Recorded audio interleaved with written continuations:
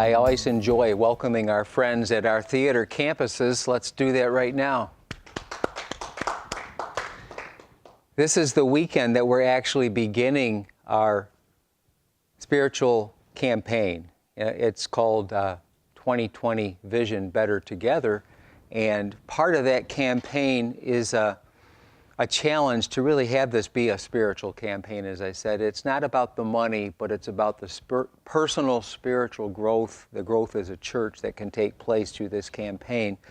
A couple things that I wanted to be sure to mention to you before I share my message this morning is, first of all, you have in your program information about a challenge for you this week to join me in a time of fasting. Sometime this week, between this Sunday, when you're watching this, and next Sunday, will you fast and pray at least one day? And it explains here your fasting can be an all-day fast, a 2-day fast, a partial day, or any other fast that God may lead you to engage in. Just some kind of sacrificial fast as we begin. As I said, we want this to be a deeply spiritual experience. It's not about the finances as much as it is about who God is and whose you are in faithfulness to God. Something else that we have available to you this weekend is this book called The Treasure Principle by Randy Alcorn. And we'd like to give this book to you with the understanding that you stop back at the Campaign Central table, and there's a simple little commitment where you say, yes, I commit to do my best to read the Treasure Principle before November 18th. That means before the end of the campaign. Intentionally, there's overlap. If you're in a growth group, you know we're studying financial fitness. The Treasure Principle is going to reinforce what God is doing. But my hope for you is that you and us together, are going to greatly benefit from this campaign. We get out of it what we put into it, if you will. Over 20 years ago, it would have been late winter, early spring 1998. Linda and our daughter Amanda and I were wrapping up a year in Kentucky. It was a year sabbatical. It was a Doctor of Ministry program. We went to a bunch of the biggest churches in the United States and even got to go on a trip to South Korea, where the biggest churches in the world are. And then reality began to set in about March or April of that spring. A bunch of us were United Methodist, and we had taken a year away from our churches, and now reality is setting in. Okay, what are we going to do once we're done here in June? Where are we going to go next? And I struggled with that. We had thought we were going to return to the church that we had started. We'd been there for 10 years. We thought we were going back there, and it looked like that wasn't going to happen. And so everything's changed. What are we going to do? And at that point, we happened to have a speaker. They brought in guest speakers, authors and experts on church growth from all around the country. We had a speaker that week come visit us in Kentucky, and he said, when we asked him, well, where best might we find a church where we would fit? And he said, remember where you were in junior high, and whatever kind of a culture or a setting you lived in junior high, that's probably where you're going to be best suited to serve. I had just a week or two before he said that, heard about Pennsylvania Avenue United Methodist Church. I grew up in Elmira. I knew of this Penn Ave United Methodist Church. It was not my home church, but that really clicked. Whoa, you know where I went to junior high? Anybody know where Parley Coburn School is? You know, now it's an elementary school, but that was it. And so it just seemed to be, hey, Bill, can I hit you over the head with a 2x4? You know, so it was a God thing. And then we ended up here the fall of 1998, a little over 20 years ago. And as I begin this message series called From Here to There, I guess what I'm doing when I share this with you is going back then to now to kind of appreciate what God has done. The first Sunday we attended here, I can't remember. Linda, we weren't officially moved in. Linda wasn't here, but Amanda, 9-year-old daughter Amanda, was with us. I guess she knew that her dad liked to count attendance, because I didn't ask her, but she said, Dad, there were 33 people here that day. You know, and so we had 33, and if you've been in the Pine City Sanctuary, you know 33 doesn't look like a lot of people. And we went from there, and it was a very slow process. Actually, before I arrived at Penn Ave United Methodist Church, there had been an exodus of 50-some people that left here to go to other Methodist churches. They just all got upset and left. And oh man, that's not a great start. And so we built from what we had. We started with who we had, and God blessed us. And over the course of a few years, we grew up to maybe 90 or 100 people. And we went to 2 services from one service on Sunday morning, and people said, "Bill, what are you doing? Don't you know you're going to divide your congregation?" One of the old guys said, "A general never divides his troops," you know. But I felt God calling us to do that. And so we took that step. And then we picked up and we did the 40 days of purpose in the year 2004. And maybe we were averaging 125 to 150. Suddenly we went to 250, just like that. We added a whole bunch of new people. And then we added in 2009, 9 years ago or so, we started the Saturday night service. And the very week before we started that Saturday night service, the Elmira newspaper had an article about churches giving up on Saturday nights. It just wasn't working. So boy, there's encouragement. You know, and so we just listened to God, and God continued to bless us. In the year 2012, a little over 6 years ago, we started the mall congregation. And starting that Saturday night service, that was kind of another campus, if you will. And that gave us practice to know what to do when we went to the mall. And then we went to the mall. And then 4 years after that, we went to Watkins, Glen. And God just continues to stretch us and challenge us. And every time we go to a new location, we take some of our better leaders, and they're gone, and other people have to step up, you know. But how God has blessed that, and I believe really helped us to develop leaders and disciples through that whole process. Just this summer, we felt God leading us to start an early weekend worship service in Watkins. And I believe that has a great future. We're excited about that. So that is from then till now. What about from here to there? I would have us look at an experience that Jesus had with his disciples in Mark's Gospel, chapter 6. And you have the bulk of the verses in your notes there. Just to give a little background, in the very first part of Mark chapter 6, Jesus is rejected by his own people in his hometown of Nazareth. And Mark says a prophet is not without honor in his own country, except in his own country. And then Jesus sends out the 12, and the 12 have a good experience of practicing ministry. And at that same time, Jesus receives word that his cousin, John the Baptist, has been arrested and is killed, actually beheaded in prison. And what a blow that must have been to Jesus and to the disciples, because it's in that chapter 6 that he says, come alone, come away with me. We need to get off by ourselves for a while, because Mark says they didn't even have time to eat. So there they are trying to get off by themselves.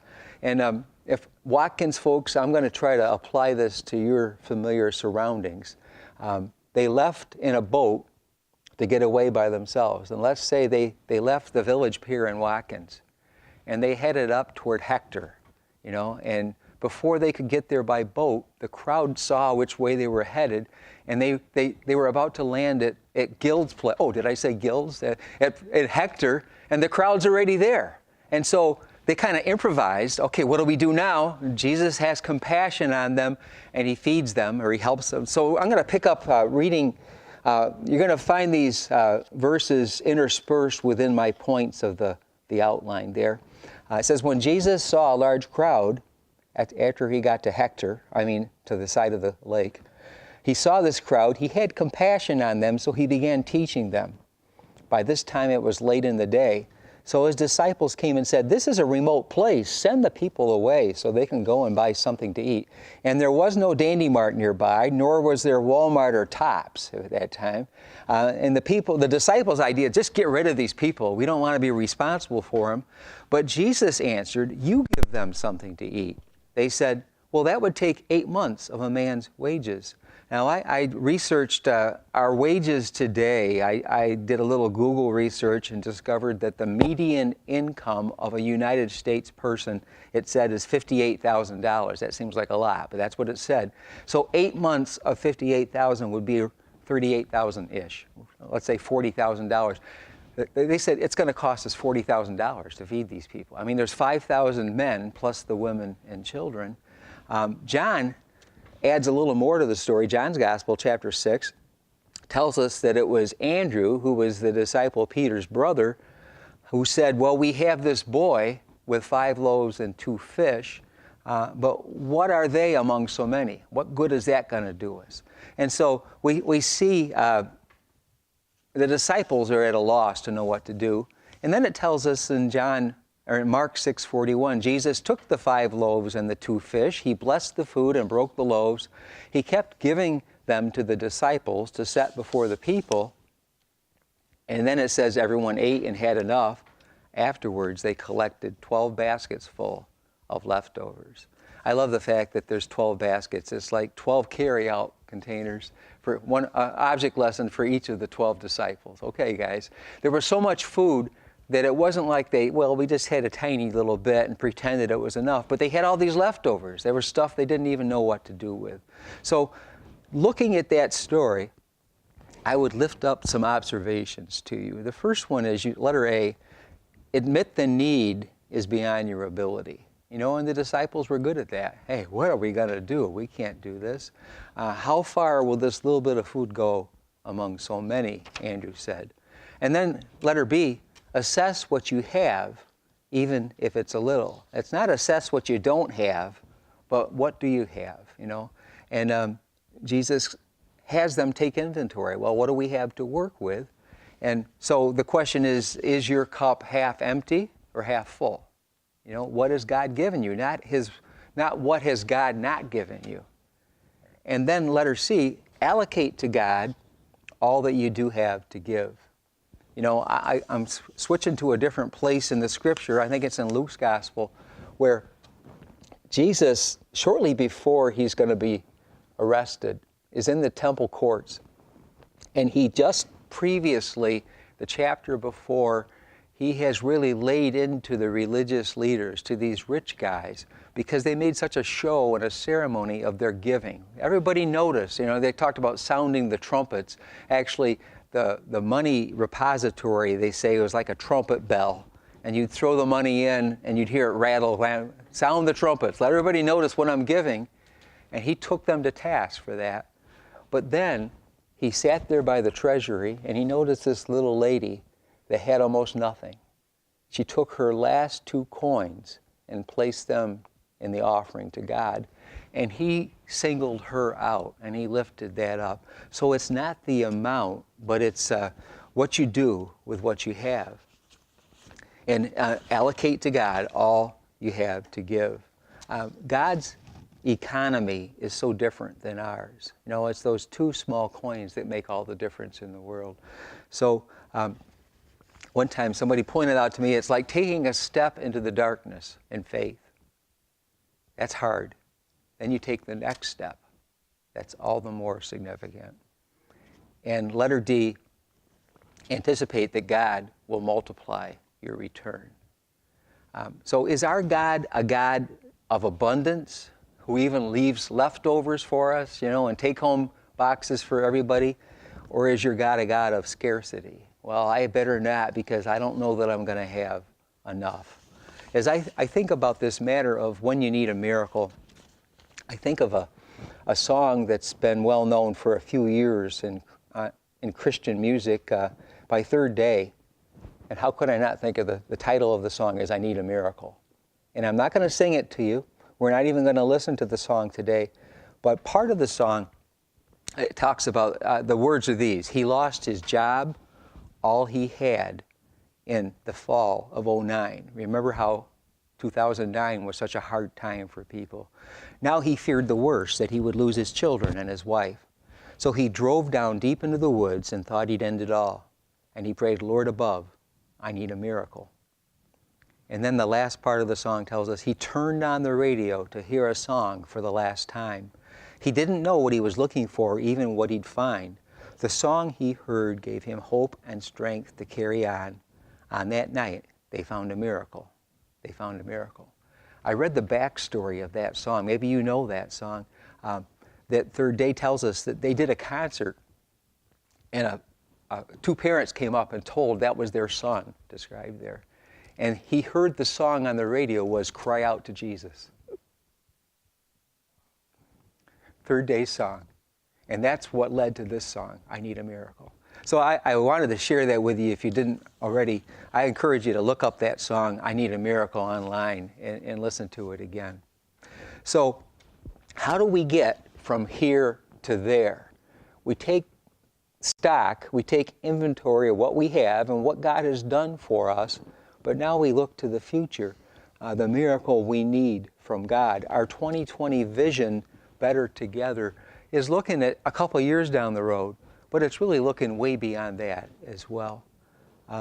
Our memory verse is, be sure to finish the work the Lord gave you, Colossians 4:17. Say that with me. Be sure to finish the work the Lord gave you. Paul says that right at the very last part of that Colossian letter. He says, another translation, take heed to the ministry which you have received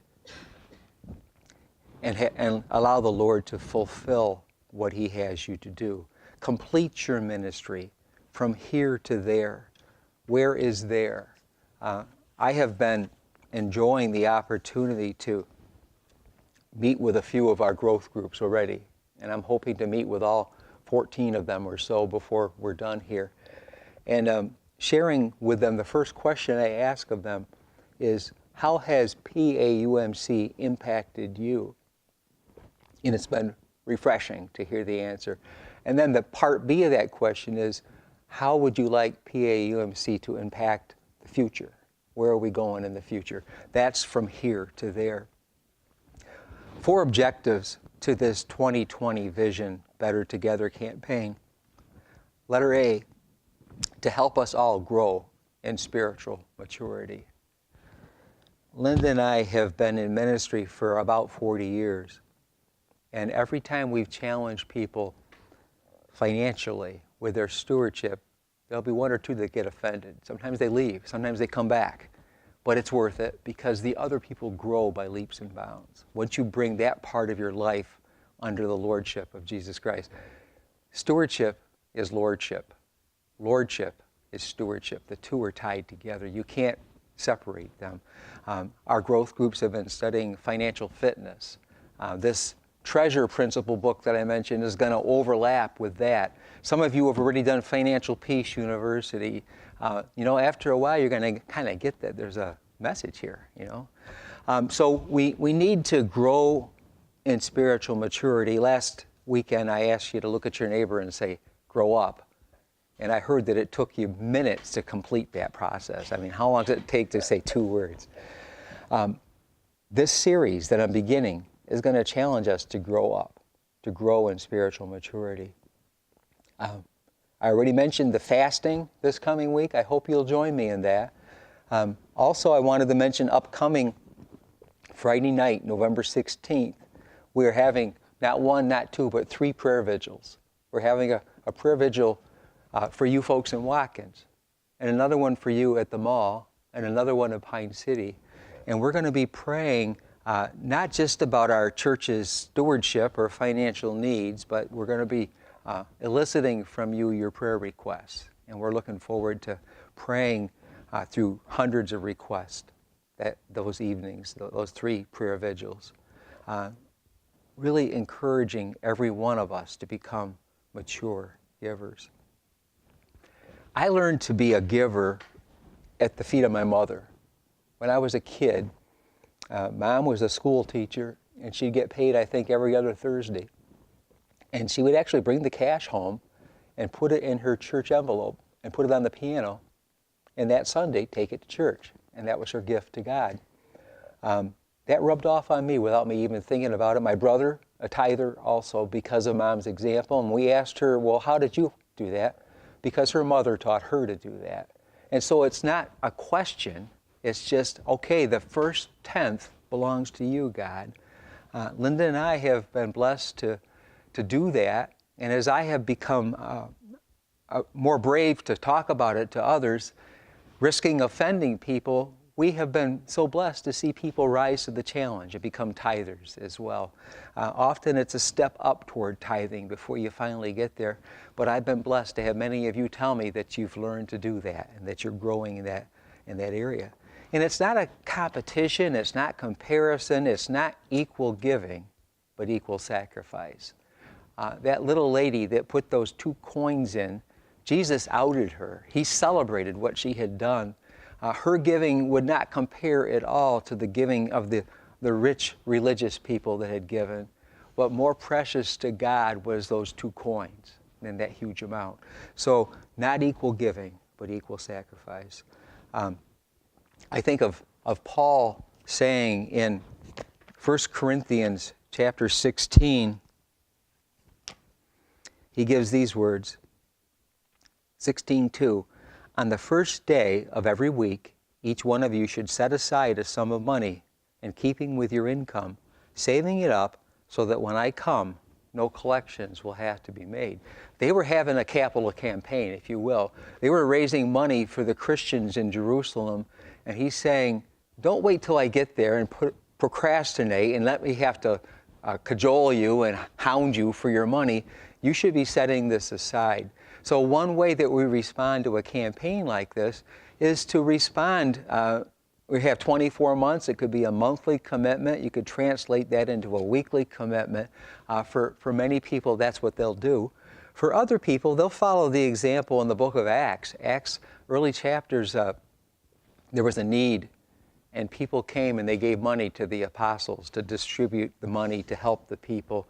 We see in chapter 4 that people would come with their gift of real estate, their property. So however God leads you, we have different ways to help you do that. I am hoping to meet with our growth groups, with as many growth groups as I possibly can. And we originally were going to call these informational meetings. Well, that sounds kind of dry. Instead, we're calling them Better Together Talk Times, And that's what we've started. I've done a few of them already, and I look forward to being with many of the rest of you if you are in a growth group. In addition to those growth group talk times, we do have a talk time scheduled for each of our campuses. You'll see listed in your program the dates there. October 27th, which is next Saturday, I look forward to sharing with the Pine City campus. That next morning, I look forward to being with you folks at Watkins for a talk time. The mall, you'll be the following Sunday, and then the Sunday after that, Pine City Sunday morning. Because we're several locations doesn't mean that we're not all one. And 1 Peter 3, verse 8 says, you should be like one big, happy family. We're better together, right? And that's what we're called to do. We're to be united, not divided in all of this. I want to take just a second to share with you some breaking news, if you will. Just this week, we have decided to go forward and make the announcement this weekend. Are you people, if you're at the mall, I want you to sit up in your recliner and pay attention. Wake up your neighbor, because this affects the mall specifically. We found a new location. We're going to be leaving Regal Cinema. We're going to be leaving the mall at the end of this year, and we have contracted with on Miracle Mile, what a name, Miracle Mile. We have contracted with what used to be the Ponderosa. More recently, it was Round and Third Sports Bar. That's our space, and we have access to that 7 days a week. We're looking forward to moving in. I know you guys that are the weekend warriors at the mall are going to be so disappointed not to have to set up and take down and figure out how to store all that stuff in that long, narrow closet. But we want to celebrate that God has given us this space. Let's celebrate and say, yay, God, right now. Yay, God. Yeah. So I've been holding back, not wanting to tell you till right now. I met with a couple growth groups related to the mall, and I said, you come this weekend, because I'll tell you. And that's the news. And so I hope you share that excitement. Isn't it cool that it's happening right in the middle of this campaign? And as I talk about when you need a miracle, here we are on Miracle Mile. We're not going to call you the mall campus anymore, probably. We don't know exactly what to call you, but right now, today, I'd like to call it the Miracle Smile, because God is really blessed. So let's smile as we thank God for that. Isn't that great? This location not only will serve you folks that we lovingly call the mall campus, but it'll serve all of our campuses as well. Folks in Watkins, Glen, it's about 17, 18 miles from Watkins to this new location compared to about 24 or 26 miles to Pine City. I think the new location is going to serve us in many wonderful ways.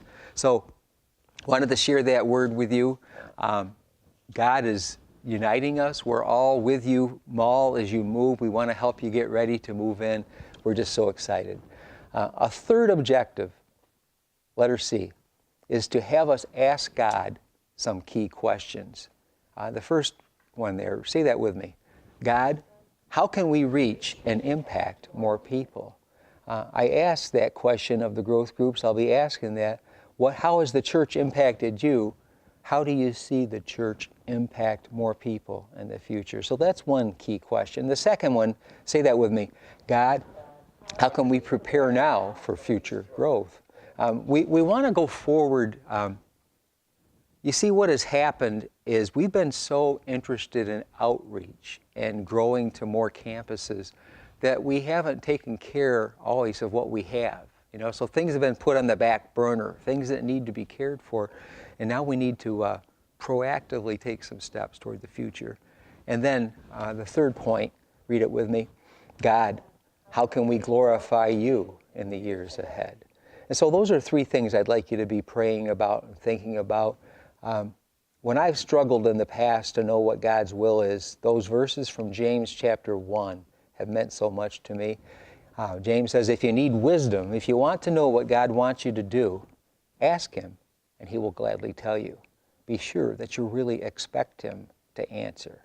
Now, related to that statement, if you could write this down, I would encourage you to do this, is, Lord, what do you want to do through me to accomplish your will for PAUMC? Lord, what do you want to do, not through everybody else, but through me to accomplish your will for PAUMC? In other words, how will you help fulfill God's vision for our church? The fourth objective of our 2020 vision, Better Together, is to impact children, our church, the world. Children that may not even be ours yet, that we don't know, people that are not yet part of us, people that are not yet Christians.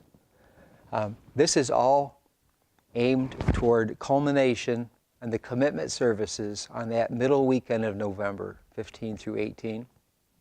And then 2 weeks after that, we'll tally up our results and look forward to celebrating with you the results on November 29th through December 2nd. The last verse that I would leave you with is 2 Corinthians 9, actually 2 verses. Would you read that with me? Everyone must make up his own mind as to how much he should give. Don't force anyone to give more than he really wants to, for God loves a cheerful giver. God is able to make all grace abound to you. 3 expectations. That, first of all, expect to see God do a great work. Second, expect to engage in spiritual warfare, because the closer we get to doing God's work, the more opposition we'll get from the enemy of our souls, from the devil himself. The devil doesn't have to bother with you if you're going the devil's way. But when you're going against what the devil wants, that's when the spiritual warfare occurs. That can happen individually. That can happen in our church. So let's be aware of that. Let's be praying that we are victorious in any spiritual warfare that comes our way. And then finally, expect to experience outrageous joy. Such a joy. Peter calls it a joy unspeakable, full of glory. And I was thinking, what song is it that the worship band sings that has that? And my wife Linda's good at this. Well, it's Thrive. And we're going to sing Thrive during communion today. And the part of the song that repeats is joy unspeakable, faith unsinkable, love unstoppable, anything is possible. We don't want to just survive, we want to thrive. Amen?